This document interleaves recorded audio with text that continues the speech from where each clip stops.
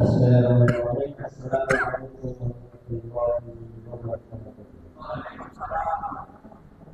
Alhamdulillah, alhamdulillah rabbil alamin wa bihi nasta'inu ala umuri dunya wa din wa salatu wa salamu ala nabiyyina wa rasulina Muhammadin sallallahu alaihi wasallam wa ala alihi wa sahbihi wa man tabi'ahum. Bapak-bapak, ibu, saudara muslim jamaah kajian bersama yang semoga selalu dirahmati oleh Allah Subhanahu wa taala. Pertama-tama marilah kita panjatkan puji dan puji syukur kita atas kehadirat Allah yang telah memberikan kita iman dan kehidupannya. Dengan iman tersebut kita bisa mempergunakan untuk beribadah kepada Allah Subhanahu wa taala. Salawat dan salam kita aturkan kepada junjungan kita, Nabi kita, Nabiullah Muhammad sallallahu alaihi wasallam, serta para keluarganya, para sahabatnya, dan para tabi'in dan juga para pengikutnya yang selalu diberikan istiqomah dalam berjalan. Amin. Bapak-bapak, ibu-ibu jamaah sholat maghrib dan jamaah kajian selama hari Jumat. Untuk kali ini kajian sama yang akan kita dengarkan dan kita laksanakan pertemuan ini, yaitu akan dibawakan dengan tema Muharram dan pandangan Islam. Sebelum kita mendengarkan apa yang disampaikan beliau Mausud tadi, saya akan membacakan sedikit maklumat atau informasi mengenai samaran, yaitu saldo bertanggal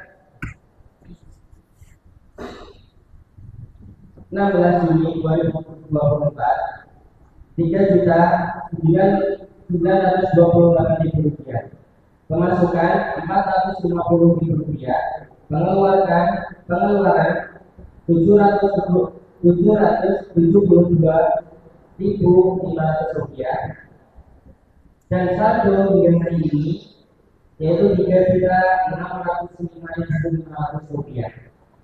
Untuk mempersingkat waktu, marilah kita senantiasa selipkan doa-doa untuk para ahlinya yang selalu senantiasa memberikan sebagian hartanya untuk mensukseskan acara kajian sama hari ini, akan senantiasa Allah berikan kelonggaran, kelapangan, dan keistimewaan dalam membantu kita untuk berjihad dengan Allah Subhanahu wa taala. Memasuki acara yang selanjutnya, yaitu susunan acara. Yang pertama adalah pembukaan. Mari kita buka dengan bacaan bismillah bersama-sama. Bismillahirrahmanirrahim. Yang kedua yaitu acara inti. Yang ketiga ayat-ayat, dan yang keempat adalah berikut. Memasuki acara yang kedua, yaitu acara inti, kajian dengan tema Muharram dan pandangan Islam yang dibawakan beliau Ustaz Mausud Hani Al-Zinabuddin. Kepada beliau kami persilakan. Wabarakatuh. Alhamdulillah hamdan katsiran thayyiban mubarakan fihi kama yuhibbu rabbuna wa yarda. Asyhadu an la ilaha illallah wa asyhadu anna Muhammadan abduhu wa rasuluh. Allahumma shalli ala sayyidina Muhammadin wa ala alihi wa ashabihi ajma'in. Allahumma la ilma lana illa ma 'allamtana innaka antal alimul hakim. Allahumma ya muyassiral 'asir yassiril 'asir, fa inna taysiral 'asir 'alaika yasir, fa anta maulana fa ni'mal maula wa ni'man nasir, wa ba'd. Jamaah Masjid Al-Jamil yang kami muliakan, alhamdulillah atas izin Allah, rangkaian ibadah telah mudah kita kerjakan. Bagaimana selesai kita mengerjakan sholat maghrib, setelah sebelumnya kita berbuka bersama, mengerjakan puasa sunnah di bulan Muharram. Yang tentu bulan Muharram ini bulan memiliki keistimewaan, bulan yang Allah Subhanahu wa taala firmankan di dalam surah Al-Fajr ayat 2, walayalin ashar, dan demi malam yang 10. Para ulama berbeda pendapat penafsirannya.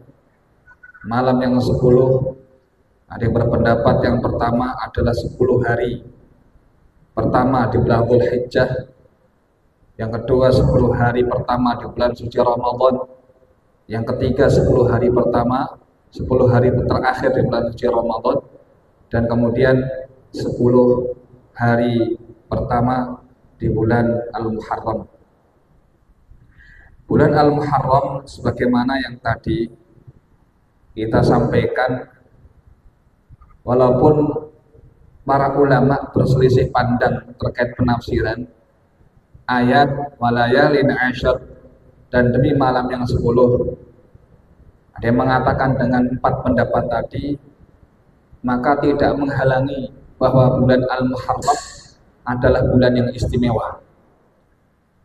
Dalam sabdanya Rasulullah ketika ditanya oleh Abu Dzar Al-Ghifari, "Sa'altun nabiyya ayul laili khair wa ayul ashhari afdal?" Aku telah bertanya kepada Rasulullah tentang malam yang lebih baik atau bulan yang paling afdal. Apakah bulan yang paling afdal? Dia bertanya kepada Rasulullah. Maka Rasul bersabda, "Khairul laili jawfuh." Sebaik-baik malam adalah pertengahannya. Jadi waktu malam yang paling baik apa Pak? Pertengahan malam. Wa afdalul ashhuri syahrullahi alladzi tad'unahul muharram. Kemudian sebaik-baik bulan adalah bulannya Allah yang kalian sebut dengan bulan Al-Muharram. Hadis riwayat Imam An-Nasai. Dalam hadis ini secara langsung Rasul menyebutkan bahwa Muharram adalah bulannya Allah. Dan secara langsung beliau menyampaikan bahwa Muharram adalah bulan yang paling baik dan memiliki keistimewaan. Kalau 4 tadi yang kita sebutkan, Dzulhijjah itu juga baik. Ramadan tentu adalah bulan yang baik karena di situ kita diwajibkan oleh Allah mengerjakan puasa Ramadan, dan di dalamnya ada malam Lailatul Qadar. Kalau bulan Dzulhijjah siangnya pada tanggal 10-nya ada Yaumun Nahr, hari penyembelihan. Kalau Ramadan ada Lailatul Qadar. Tidak menghalangi pula di bulan Al-Muharram ada keutamaan dan kemuliaan. Dan Muharram juga termasuk bulan Syahrul Hurum, bulan yang diagungkan dan dihormati oleh orang-orang jahiliyah waktu itu.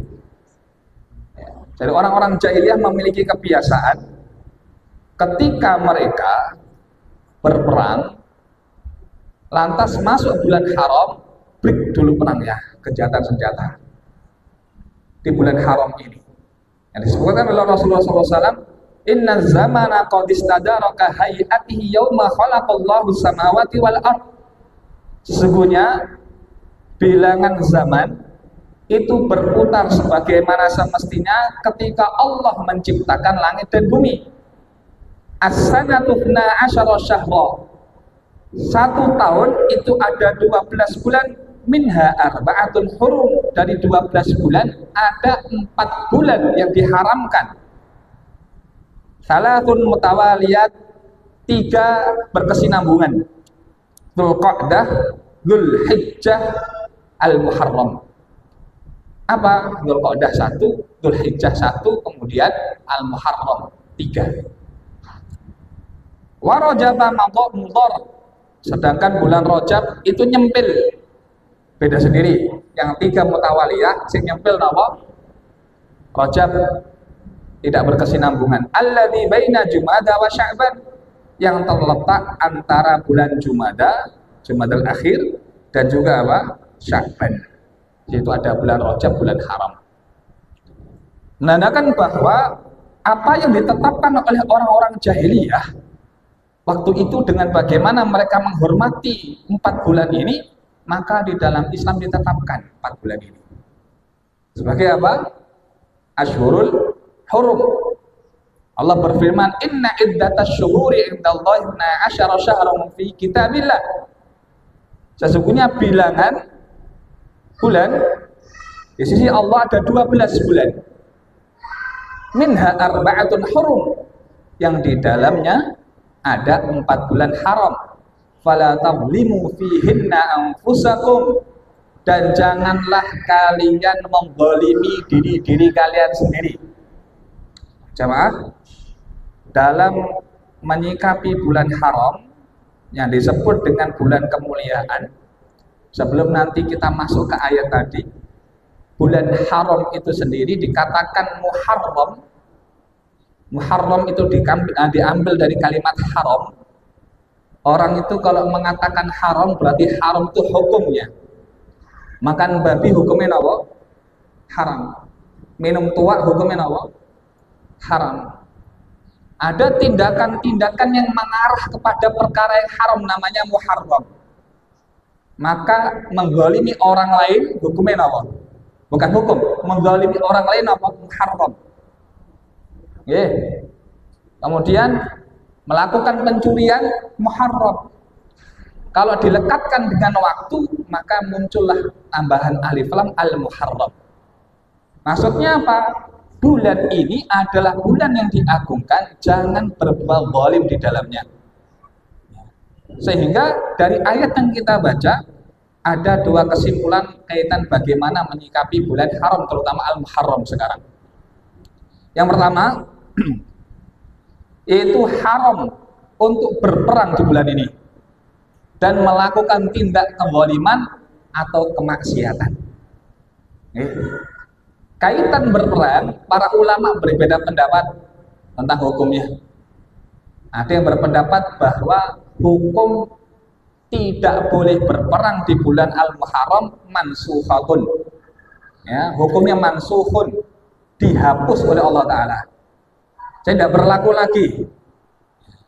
Namun semuanya sepakat, walaupun misalkan ada ulama yang mengatakan di bulan-bulan haram tidak boleh berperang, itu pun juga sepakat ketika jihadnya modelnya jihad difai, jihad defense, bukan ofensif tapi defensif, untuk melindungi. Semuanya sepakat boleh untuk berperang ketika modelnya adalah untuk difa, melindungi diri. Ala kulli hal, jumhur berpendapat bahwa hurmatul muqatalati fihi mansukhah, bahwasanya keharaman untuk berperang di bulan ini telah dihapuskan. Wa anna dzulma muawwalun birtikabil ma'asi, bahwasanya kezaliman itu ditakwilkan dengan melakukan dosa, maksiat. Wa takhsisuha bin nahyi an irtikabi dzalika fiha ma'anna irtikaba manhiyun anhu mutlaqan li ta'zimiha. Maka mengkhususkan dengan larangan mengerjakan dosa-dosa tadi di bulan ini, sebagaimana irtikab manhiyun secara mutlak, bahwasanya melakukan dosa hukumnya mutlak haram, tidak boleh dikerjakan, apalagi dikerjakan di bulan Allah, di bulan haram. Walillahi ayyumahiza ba'dal awqati ala ba'd, dan miliknya Allah, kehendak Allah lah, terserah Allah. Allah mau mengkhususkan waktu-waktu menurutnya. Ada tempat-tempat yang Allah khususkan yang dianggap suci oleh umat Islam, seperti 2 tanah haram atau Masjidil Aqsa. Ini tempat yang memang dikhususkan oleh sinten? Allah. Masjid-masjidnya, rumah-rumahnya Allah khususkan, Allah muliakan. Dan ada waktu-waktu yang memang Allah secara khusus, secara dalil-dalil Allah khususkan, Allah muliakan. Seperti bulan suci Ramadan, 4 bulan haram, ya, waktu-waktu Id dan waktu-waktu yang lainnya. Ya, bahkan ada waktu-waktu yang kita berdoa itu mustajabah. Kapan, Pak? Sebelum berbuka puasa, sepertiga malam. Ya, Pak? Ketika Allah mengkhususkan, Allah yang menciptakan itu. Boleh napa mboten? Ya terserah Allah. Allah mengkhususkan, terserah Allah. Fartikabul ma'siyati fihna a'dhamu wizran kartika biha fil harami wa halul ihrami. Dan mengerjakan maksiat di dalamnya jauh lebih besar dosanya sebagaimana seseorang mengerjakan maksiat di tanah haram dalam kondisi berihram. Double, Pak. Wes maksiatnya di mana? Tanah haram. Kondisinya apa? Ihram pun double. Maka ini menandakan bulan-bulan haram adalah bulan yang istimewa. Fala tadlimu fihinna anfusakum, maka janganlah menzalimi diri sendiri melakukan kemaksiatan. Masalahnya di kita kebiasaan menghitung bilangan itu bukan dengan bilangan hijriah, tapi dengan masehi tahunnya. Apa Pak? Januari, Februari sampai Desember. Kalau itu hafal luar kepala. Kalau sekarang ditanya sekarang tanggal berapa, ada yang bingung Pak, karena tidak perhatian penanggalannya dengan hijriah. Sekarang tahun berapa? 1445. Berarti kita perhatian dengan bulan hijriah. 5 atau 6? Nah, berarti nggak ngantuk ya. Ini penting karena di dalam bulan-bulan hijriah itu ada yang Allah istimewakan. Seperti 4 bulan haram tadi. Sekarang masuk bulan Juli. Orang nggak tahu kalau ini bulan-bulan haram. Ya, disamakan dengan hari-hari yang lain dia melakukan kemaksiatan-kemaksiatan. Padahal dosanya lebih besar di bulan ini untuk mengerjakan kemaksiatan. Yang pertama. Dan yang kedua, yang menunjukkan kemuliaan bulan haram adalah dianjurkannya untuk memperbanyak puasa di dalamnya. Ya. Di bulan Al-Muharram terutama Rasulullah beliau bersabda afdhalus siyami ba'da Ramadan syahrullahil muharram wa afdhalus sholati ba'dal faridah sholatul lail rawahu Muslim. Sebaik-baik puasa setelah bulan Ramadan adalah bulannya Allah, bulan Muharram, Al-Muharram. Dan sebaik-baik sholat setelah sholat fardu adalah sholat lail, sholat malam. Jadi sholat yang paling baik tingkatannya setelah sholat fardu kita ini Pak adalah sholat apa? Malam. Dan puasa sunnah yang paling baik kita kerjakan setelah Ramadan apa? Puasa Al-Muharram. Maka di puasa Al-Muharram ini ada kesunahan mengerjakan puasa pada tanggal 9 dan pada tanggal 10. Ketika Rasul masuk kota Madinah mendapati orang-orang Yahudi berpuasa. Kemudian ditanya, apa yang kalian lakukan? Kami berpuasa. Kenapa kalian berpuasa? Karena hari ini bagaimana Allah telah menyelamatkan sinten Mbak? Musa. Kemudian Rasul bersabda, nahnu ahakku bi Musa minhum. Ana lebih berhak terkait Musa dibanding mereka. Kemudian Rasul berpuasa pada tanggal 10. Setelah Rasul kemudian berpuasa pada tanggal 10, orang-orang Yahudi ini sering menyamakan jemaah. Ya, kita ini dengan Muhammad nggak apa-apa beda. Ya, yang penting enak sing padha, gitu ya. Puasanya sama. Kemarin kita pernah nyampaikan terkait apa? Kiblat. Mau berbeda dalam banyak hal, yang penting kiblatnya apa? Sama.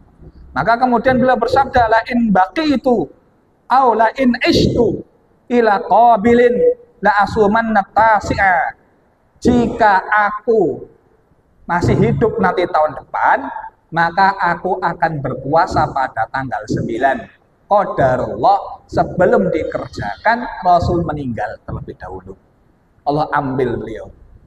Maka Ibnu Abbas kemudian berpendapat, beliau mengatakan khaliful yahuda wasumut tasi'a wal asyura. Ya, wasumut tasi'a wal asyir. Selisihilah orang-orang Yahudi, maka puasalah pada tanggal 9 dan tanggal 10. 10. Rasul memang bersabda nanti tanggal 9 kita berpuasa. Ya. Tapi Rasul mengerjakan juga tanggal berapa? 10. Dan beliau belum sempat kemudian mengerjakan pada tanggal 9. Maka digabungkan dua-duanya, tanggal 9 dan tanggal 10 merupakan kesunahan untuk mengerjakan puasa. Sehingga ada beberapa kesalahan jamaah menurut Syekh Shalih Al Fauzan, yaitu menyikapi terkait masalah Muharram, terutama pada tanggal 10-nya, yaitu Asyura-nya. Yang pertama yaitu kelompok yang menyerupai Yahudi. Apa yang dilakukan oleh orang-orang Yahudi? Mereka pada tanggal ini bergembira ria sebagaimana menyambut hari Id. Kenapa? Ini hari di mana Allah menyelamatkan siapa, Pak? Musa. Mereka bergembira ria. Bahkan mereka kemudian mengenakan celak, menyemir rambutnya, kemudian apa? Membagikan angpau untuk keluarga, memasak makanan yang porsinya lebih banyak dibanding hari-hari biasanya. Ya. Sehingga apa? Ini di luar kebiasaan pada umumnya. Jadi ada yang menyikapi terlalu apa? Euforia. Kemudian yang kedua, menyikapi Asyura itu dengan kesedihan, meratapi ya tanggal 10 sebagaimana ketika itu sinten cucunya Rasulullah Al-Husain bin Ali, ya Allah ambil pada tanggal itu, sehingga menyikapinya dengan ratapan. Ada yang memukul-mukul badan, ada yang kemudian melukai kepala seperti yang dilakukan oleh sinten, Pak? Orang-orang Syiah. Tadi euforia berlebihan, yang satunya apa? Keterlaluan kesedihannya. Terus seharusnya bagaimana kita menghormati waktu tadi sebagaimana Rasul menghormatinya. Mengerjakan ibadah pada suatu hari, jika memang ini istimewa menurut agama kita, maka kita lihat apakah Rasul mengistimewakannya atau tidak. Itu yang harus kita pahami. Ya.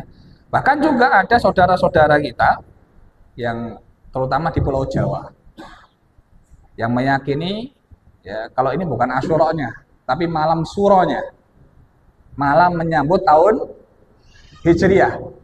Ya qadarullah, satu Muharram sama kayak satu ya namanya satu Suro atau aneh, satu Suro.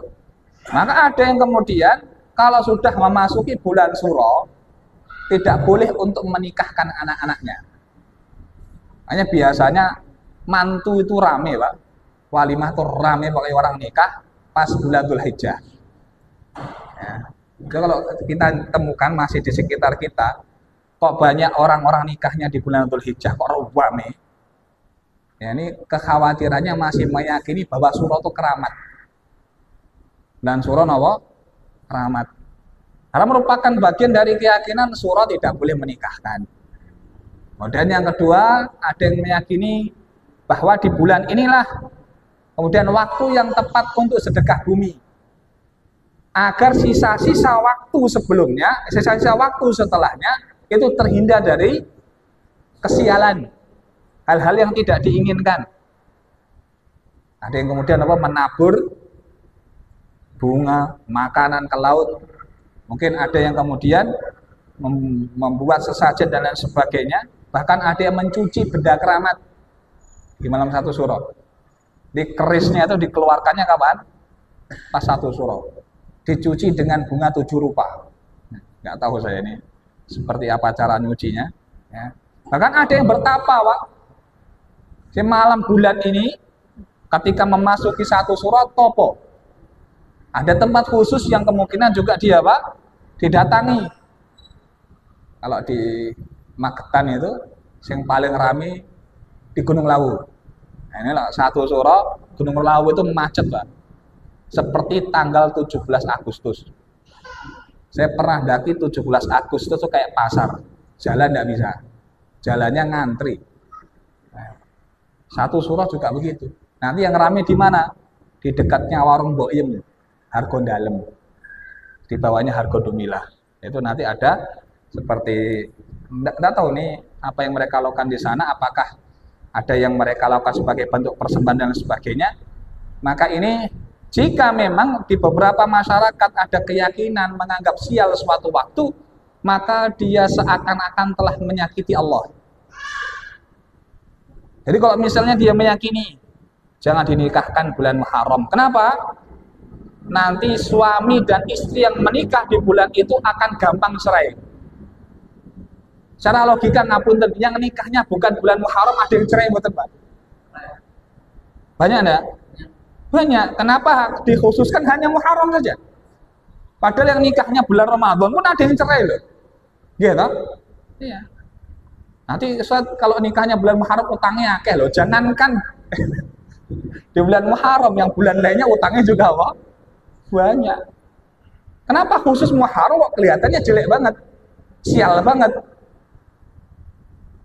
Rasulullah melalui firman Allah Subhanahu wa taala, hadis qudsi, Allah berfirman, "Yu'dhini ibnu Adam yasubbud dahra." Ibnu Adam itu menyakitiku, kata Allah. Ngapain? Yasubbud dahra. Mereka mencaci maki ad-dahr, waktu, zaman.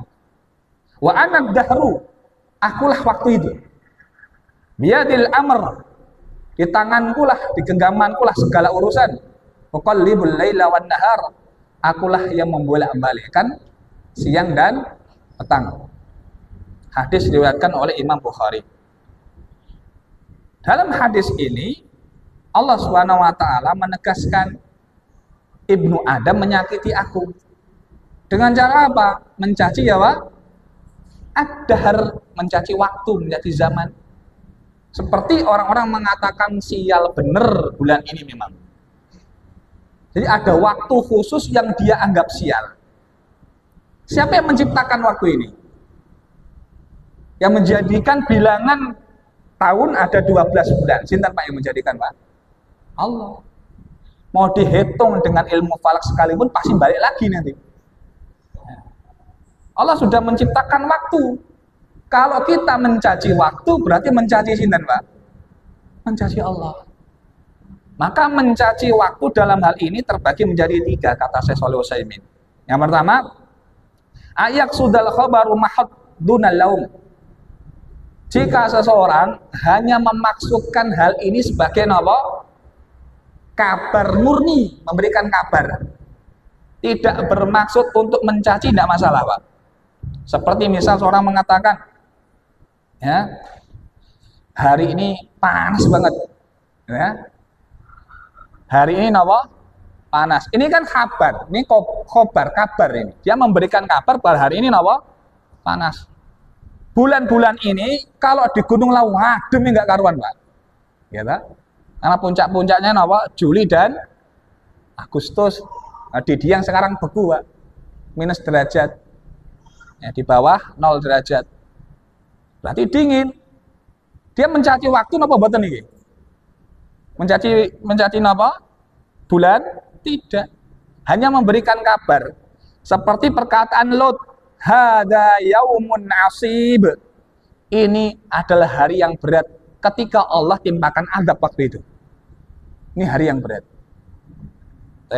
Jika dia bermaksud untuk memberikan kabar, tidak jadi masalah.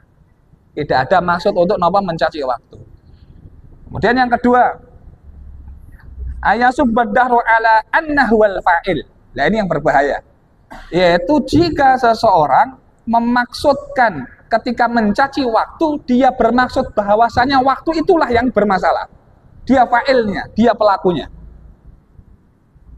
Misalkan orang nanti menikah di bulan Muharram. Sialnya Muharram itu sendiri, yang membuat sial itu ya Muharram. Ya. Yang membuat bangkrut ya Safar. Januari, Februari dan sebagainya. Dia menganggap ini hari ini memang hari sial, betul ya.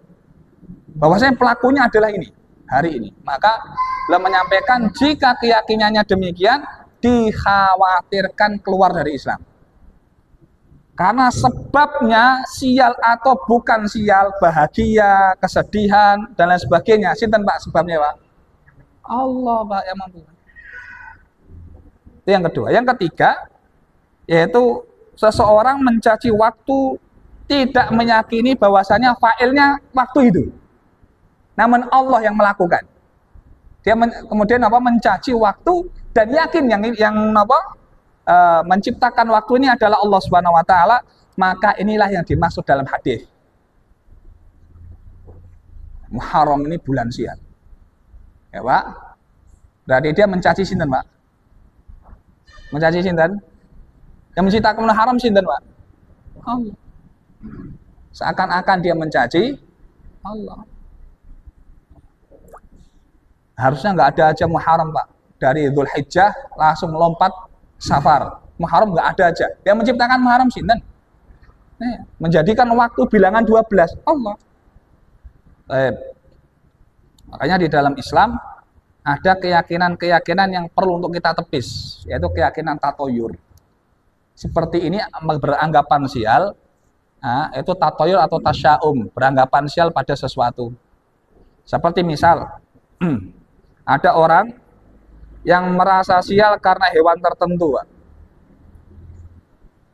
Jadi nanti kalau dia dengarkan suara burung kukuk, burung hantu, di rumahnya ada yang hinggap, menandakan nanti kapan waktu di dalam rumah itu ada yang mati.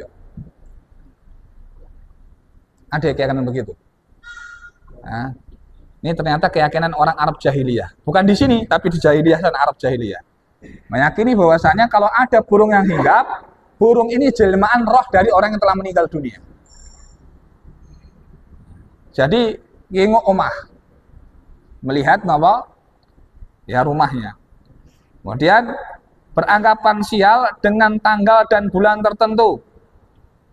Ya biasanya terkait adanya hajatan. Seperti tadi di bulan Suro, bulan Muharram. Ya, tidak boleh menikah. Nanti kalau bisa di sini, ya, bikin ini aja, Pak. Nikah masal di bulan Muharram. Nikah masal. Tapi ya, dilihatnya memang aneh. Tapi bagaimana? Tidak boleh kita meyakini adanya apa? Kesialan di bulan ini. Rasul menikahi Bunda Aisyah di bulan apa, Pak? Syawal itu anggapannya orang-orang jahiliyah waktu itu adalah bulan sial. Sofar itu anggapan orang-orang jahiliyah bulan sial. Maka Rasul bersabda, wala sofaro. Tidak ada keyakinan sial terkait bulan Sofar. Makanya Fatimah dinikahkan di bulan Sofar dengan Ali. Fatimah dinikahkan bulan Sofar, sedangkan Rasulullah menikah pada bulan Syawal pun, Pak. Ada bulan sial di sini? Tidak ada. Ya. Kemudian yang ketiga, yang berikutnya, keyakinan sial terkait angka tertentu. Ya banyak nih, nggak tahu. Ya. Jadi kan kalau suka bola biasanya ada nanti muncul tuh. Angka 13, pemain bola nggak pada mau pakai.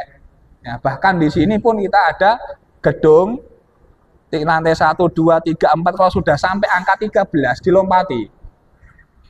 Gitu. 12 A, 12 B, 14. Saya pernah ke Jakarta itu ngitung, Pak. Agak iseng, Pak. Kok angka 13 sih gak enak? Gak ada. Jadi tingkatnya dari 12, 12A, 12B baru kemudian loncat 14. Gak ada 13-nya. Atau angka keramat gak tahu berapa gitu ya. Misal kemudian ada yang beranggapan sial dengan ramalan bintang atau zodiak tertentu. Lah ini dulu banyak nih. Ya, bertebaran di masyarakat melalui majalah-majalah, Pak. Kamu lahirnya bulan apa? April, berarti Aries. Nah, nanti kalau Aries rezekinya begini nih, jodohnya begini. Nah, ini syirik kecil, Pak. Kalau dia meyakini, kemudian masih meyakini Allah yang memberikan sebab, syirik kecil khawatirnya. Tapi kalau bulan inilah yang kemudian menjadikan dia sial, bukan Allah. Menjadikan dia bahagia, bukan Allah. Khawatir keyakinan imannya hilang dia. Atau yang merasa sial dengan apa? Letak posisi tempat tinggal misal. Ya. Kalau kita meyakini sial, jangan diyakini posisinya sebagai posisi pembawa sial. Tapi letakkanlah kepada sebab yang menurut logika benar. Misal ada orang yang meletakkan rumahnya di pertigaan, pas apa namanya itu, tusuk sate. Ya, biasanya wong ngantuk dikira jalannya lurus, ternyata belok, itu bablas nabrak pagar. Nah, seperti menggunakan warna hijau, ambil yang posisi positifnya. Tidak boleh naik Gunung Lawu menggunakan baju napa? Hijau. Bukan karena nanti ada penunggunya yang suka hijau. Tapi kalau kamu hilang, nyusahin tim SAR. Hijau kabeh sama pepohonan warnanya sama, Pak. Dedaunan juga warnanya apa? Waduh hijau nih, menyusahkan. Jadi bukan kemudian meyakini seperti karena apa? Di dalam hadis yang diriwayatkan oleh Ibnu Mas'ud ketika berbicara kaitan masalah tiarah, ini sudah azan. Belum. Ini nggak ngikuti sana ya. Lanjut ya. Sebagaimana keyakinan orang-orang fama minna illa terkait keyakinan tiarah, dan kadangkala di antara kita itu terbesit keyakinan begitu, Pak. Mohon maaf, kadang-kadang muncul itu. Ya. Jangan naik motor kalau lewat tempat angker, meyakini orang-orang sudah saling berbincang-bincang. Aku kemarin lewat sana loh, dirui tenanan. Lihat penampakan. Jenengan kalau lewat situ ada muncul sedikit keyakinan buat Pak. Yuk, jujur mawon. Nah, maksur kok tenanan, akhirnya apa? Pencet klakson, tindin, nyun sewu mbah, ngoten ya. Apa kata Ibnu Mas'ud? Dan tidak daripada kita kecuali kadang terbesit begitu, Pak. Nah, karena keyakinan seperti ini kadang berhembus di hati kita. Nah, sehingga apa resepnya Rasulullah SAW mengajarkan doa terkait bagaimana ketika kita mendapati yang seperti itu. Nanti kita sampaikan setelah azan, monggo azan terlebih dahulu. Baik, macam yang kita muliakan, dalam bagaimana kita melawan keyakinan yang seperti ini, Rasulullah SAW dalam hadisnya beliau bersabda, la adwa wa la tiyarata wa yu'jibuni al-fa'lu. Qalu wa mal fa'lu? Qala al-kalimatu thayyibah. Beliau bersabda, tidak ada penyakit yang menular. Maksudnya penyakit yang menular adalah menular dengan sendirinya, tanpa sebab. Karena penyakit itu menular pasti ada sebabnya. Yang menyebabkan kita, Pak, Allah yang menyebabkan penyakit itu menular. Karena ada sahabat yang kemudian protes, ya Rasulullah, bukankah onta sakit diwor sama yang sehat jadi apa? Berarti menular dong. Katanya tidak ada penyakit yang menular. Kemudian Rasul bersabda beliau, terus yang menjadikan penyakit pertama siapa? Sahabat terdiam. Oh iya betul juga. Yang menjadikan sakit pertama sinten, Pak? Izin siapa? Allah sudah. Karena nanti kalau meyakini seperti ini kita tidak beriman kepada sebab. Bahwa sebab daripada kebaikan yang didapatkan, keburukan yang terjadi pada kehidupan seseorang, itu yang menyebabkan sinten? Allah. Kemudian wa yu'jibuni al-fa'lu, kemudian yang membuat aku takjub kata beliau adalah al-fa'lu. Sahabat bertanya, fa'lu itu apa? Al-kalimatut thayyibah. Perkataan-perkataan yang thayyibah. Yang mentasjik jiwa kita, yang memotivasi diri kita, Pak. Jadi kalau ada keyakinan-keyakinan yang kemudian berupa kabar burung dari masyarakat, nanti kalau bulan ini kamu begini akan seperti ini, kalau lewat tempat ini kamu akan begini, maka kita memotivasi diri kita sendiri. Ya, kok betulan lewat jembatan jatuh? Ya, kebetulan masyarakat meyakini kalau kamu nggak kolonun jatuh betulan, maka dikembalikan kepada sebab yang masuk logika. Oh ini saya jatuh, banku kempes, Pak. Bukan karena ada sinten penunggunya. Karena kalau seperti itu maka akan semakin kuat tatoyurnya nanti. Keyakinan tatoyur itu akan semakin kuat. Ya. Sampai diajarkan oleh beliau kaitan doa, Allahumma la ya'ti bil hasanati illa anta wala yadfa'us sayyi'ati illa anta wala haula wala quwwata illa bika. Ya Allah, tidak ada yang mendatangkan kebaikan kecuali Engkau. Tidak ada yang menolak keburukan kecuali Engkau. Dan tidak ada upaya, daya dan upaya kecuali dari Engkau. Kalau tertimpa musibah, kebetulan kok tertimpa musibah, pas nepati, Pak. Gara-gara nikahku bulan Muharram misalnya. Beneran Pak ada musibah, orang-orang sudah ngomong ini tuh. Maka baca doa ini untuk menghilangkan keyakinan tatoyo dan tasya'um tadi. Ya. Diyakini kemudian apa? Diangen-angen tidak ada yang mendatangkan keburukan kecuali sinten, Pak? Allah. Tidak ada yang mendatangkan kebaikan kecuali Allah. Tidak ada yang mampu menolak keburukan kecuali sinten? Allah. Kuat imannya nanti. Karena dalam urusan tiarah Ibnu Mas'ud ya disandarkan kepada Rasulullah, dia berkata at-tiyaratu syirkun, tatoyur itu syirik. Keyakinan seperti ini apa? Syirik. Tapi kalau masih meyakini sebabnya karena Allah, namun masih meyakini kalau angka ini membuat sial dan sebagainya, maka itu telah membawa dia kepada syirik kecil. Ya. Sedangkan dosa yang tidak diampuni apa, Pak? Syirik, bukan hanya syirik besar. Syirik kecil itu pun bisa bernilai apa? Besar kalau kemudian bertumpuk banyak syirik kecilnya. Baik. Hal ini yunafi tauhid.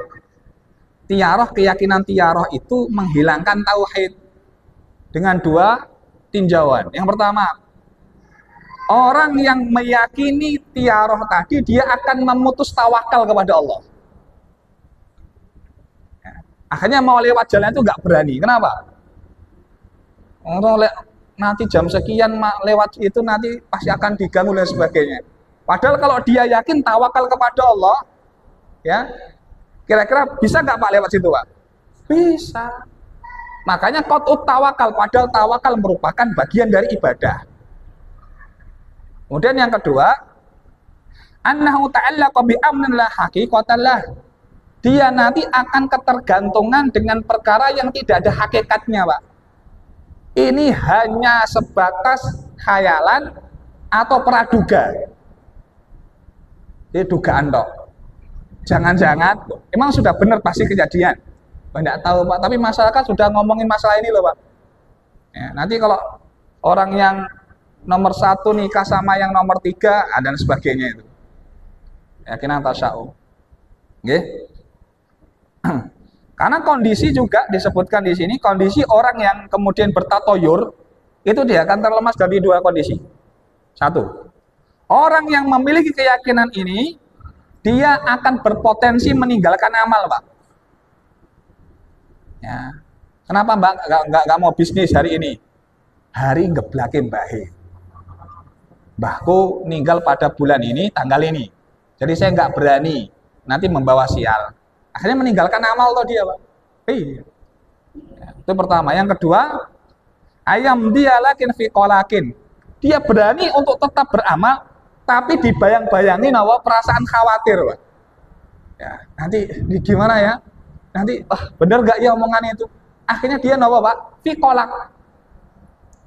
Ragu-ragu. Khawatir. Sehingga tidak nyaman bagaimana cara dia berhidup. Cara dia hidup. Ini bahayanya keyakinan sial. Maka Muharram itu sama kayak bulan-bulan yang lainnya. Bahkan Allah memuliakan bulan ini. Maka Muharram apakah ada kesialan di dalamnya, Pak? Tidak ada. Jangan beranggapan sial kepada waktu tertentu karena ini menyakiti sinten? Allah Subhanahu wa taala. Baik, sampai di sini mungkin ada pertanyaan, kita persilakan.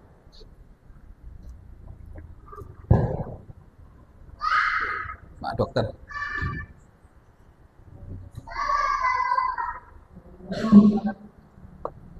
Assalamualaikum. Bisa kalau beramalan kita macam-macam. Di antaranya itu memberi makan. Memberi makan ini akan dibalas kalau hasil makan itu. Jadi hari-hari lain seperti hari ini yang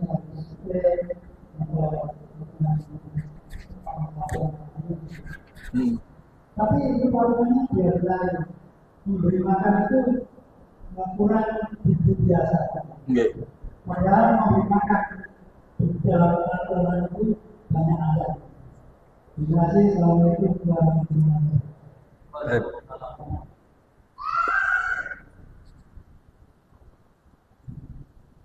Nggih. Terkait bagaimana dia mengkhususkan dalam beramal. Memang ada waktu-waktu khusus secara syariat yang Allah kemudian lipat gandakan pahala. Seperti misalkan bulan Ramadan. Ya.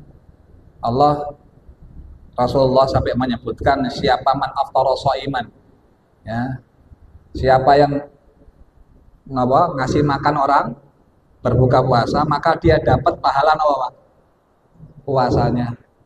Kebetulan Ustaz, di bulan Ramadan itu kan ada hadis yang mengatakan pahala dilipat gandakan. Ya saya pilih Ramadan.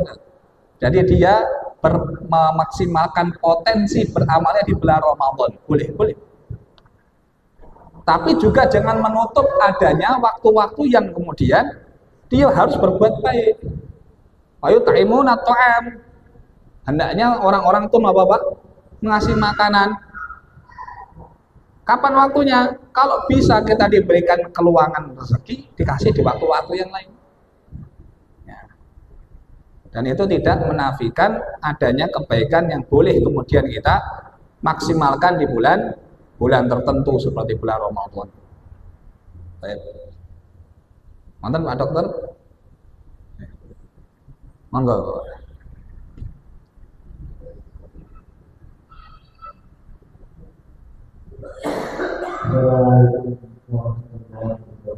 Assalamualaikum. Yang kami tanyakan, seandainya ada orang yang percaya bahwa diri mereka pada hari akan sampai. Keyakinan yang sampai itu termasuk tiap orang. Terima kasih.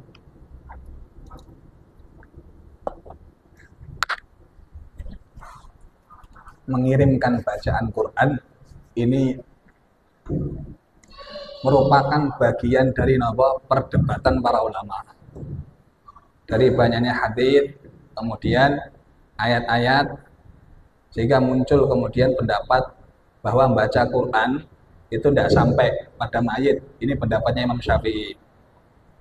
Sedangkan Syafi'iyah mengatakan sampai. Harus bisa membedakan Syafi'iyah dengan Imam Syafi'i. Syafi'iyah itu pengikutnya Imam Syafi'i, rata-rata itu mengatakan bacaan Quran itu sampai. Malikiyah sampai.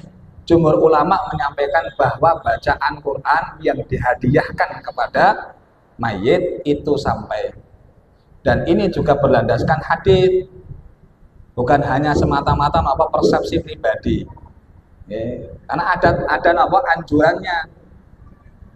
Walaupun beberapa kemudian mengatakan hadisnya dhaif. Iqra'u ala mautakum surat Yasin misalkan. Bacakan untuk orang-orang yang mati di antara kalian surah Yasin. Beberapa mengatakan hadisnya dhaif. Dan hadis-hadis yang semisal. Sehingga dalam ini ada pendapat yang kemudian tidak sampai dengan dalil ala taziru wa ziratu wisra ukhra. Orang itu tidak akan memikul dosanya orang lain. Begitu pula amal kebaikan. Ya. Dengan hadis juga ingqata amalu illam yutalas, kalau mayit itu meninggal dunia amalnya akan terputus kecuali 3. Berarti selain itu tidak dibatasi sama dia. Yang melakini tidak sampai monggo. Yang meyakini sampai juga berlandaskan dalilnya. Ini bukan kemudian keyakinan beranggapan sial atau tiaroh tadi, tapi ini masuk istihadnya para ulama berlandaskan banyaknya hadis-hadis yang kemudian dikumpulkan, ya itu perbedaan pendapat saja. Nonton Bapak nih.